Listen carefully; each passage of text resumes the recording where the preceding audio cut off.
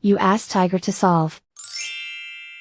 This deals with linear equations with one unknown. The final result is n equals 11. Let's solve it step by step. Group all constants on the right side of the equation. Subtract 124 from both sides. Group like terms. Simplify the arithmetic.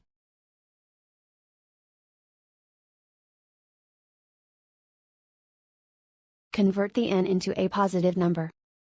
Multiply both sides by -1.